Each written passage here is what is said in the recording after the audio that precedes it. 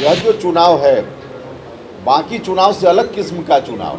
जन समर्थन अपनी जगह है, जनबल से ज़्यादा धनबल इसमें काम कर जाता है। नमस्कार, आप देख रहे हैं लाइव सिटीज़ में हूँ आपके साथ शिवम। बिहार विधानसभा की बोचाहा सीट पर कल उपचुनाव होने हैं। ऐसे में आपको बता दें कि कल शाम वहां पर चुनाव प्रचार थम गया है और तेजस्वी यादव ने यह दावा किया है कि जब परिणाम आएंगे तो उसमें राजद के प्रत्याशी अमर पासवान की जीत होगी। इसी को लेकर जब आज हमने जेडीयू संसदीय बोर्ड के अध्यक्ष उपेंद्र कुशवाहा से बात की तो उन्होंने तेजस्वी यादव पर जोरदार हमला बोला है और क्या कुछ कह रहे हैं पहले आप वो सुने। अब तो बोचाहा में तो वोटिंग है, उसके बाद परिणाम आएगा तो देखिएगा। एनडीए वहाँ है ठीक ठाक स्थिति में, एनडीए की जीत होगी। पर तेजस्वी का तो कहना है कि 4 से 5 दिनों का इंतजार कीजिए, परिणाम आएगा तो सबको मालूम चल जाएगा। अभी वो तो हमेशा ही बात, जब उपचुनाव था तारापुर का और कुशेश्वर स्थान का, तो उस समय भी यही बात बोल रहे थे और जब काउंटिंग हुआ तो पता चल गया। तो इस बार बोलने के लिए उसी बात को दोहरा रहे हैं, फिर काउंटिंग होगा तो उनको पता चलेगा। कि विधान परिषद का चुनाव हुआ तो उसमें जेडीयू का इतना बुरा परफॉर्मेंस कैसे रहा? नहीं, बुरा परफॉर्मेंस नहीं है, ऐसा नहीं है कि बुरा परफॉर्मेंस है। हाँ, जो अपेक्षा थी उसके अनुकूल बहुत नहीं है, लेकिन ऐसा भी नहीं कि बहुत बुरा परफॉर्मेंस है। अब अपेक्षा के अनुकूल क्यों नहीं हुआ उसकी समीक्षा हम लोग करेंगे और फिर बताएंगे कारण क्या हुआ। देखिए रिजल्ट को लेकर मुख्यमंत्री तक पास शेयर हो जा रहा है कि कैसे आगे जब मुख्यमंत्री पास शेयर हो जाता है नहीं, इसलिए हमने कहा कि अपेक्षा के अनुकूल नहीं है, लेकिन उतना असामान्य भी नहीं है।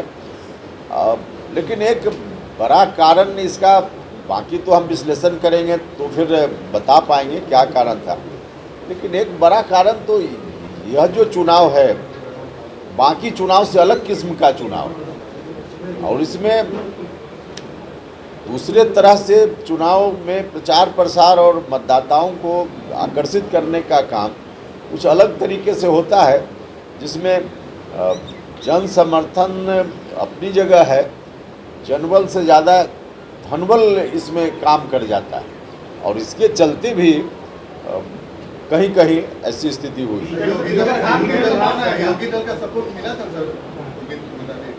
देखिए, हम ऐसा जब तक समीक्षा नहीं करेंगे तब तक हम किसी के ऊपर कैसे आरोप लगा देंगे, हम उस नज़र से नहीं देख रहे हैं। हम समीक्षा करेंगे फिर बताएंगे। देखिए, सूचना भीतरघात की आ रही है, या विपक्ष के लोग आरजेडी के तरफ भी उसी तरह का है। जैसे हाजीपुर का उम्मीदवार उनका हार गया तो उनके उम्मीदवार ने उन्हीं के एक एमएलए पर आरोप लगा दिया। तो इस तरह की सूचना अलग अलग दल में आती है जब भी कोई चुनाव होता है, लेकिन उस सूचना के आधार पे हम अपना मत निश्चित नहीं कर लेंगे ना। जब तक हम उस सूचना को पुख्ता रूप से जांच पड़ताल नहीं करेंगे तब तक हम कैसे बता देंगे। बार-बार नीतीश कुमार की नेतृत्व को लेकर कई तरह की चर्चा हो रही है, क्या आपको लगता है कि नीतीश कुमार एलिवेशन के मूड में है या नीतीश कुमार को एलिवेट किया जा सकता है? नहीं, देखिए, उस पर तो बहुत बात हो गई है, रोज रोज बोलने की कोई ज़रूरत है नहीं। सीधी बात है, एनडीए अलायंस जो है हमारा बीजेपी और जेडीयू, इसकी सबसे पहली शर्त है नीतीश कुमार का लीडरशिप। तो जब तक एनडीए है तब तक यह शर्त रहेगी। नीतीश कुमार एनडीए के बिहार में नेता रहेंगे, मुख्यमंत्री हैं और रहेंगे, इसमें कहाँ कोई कंफ्यूजन है।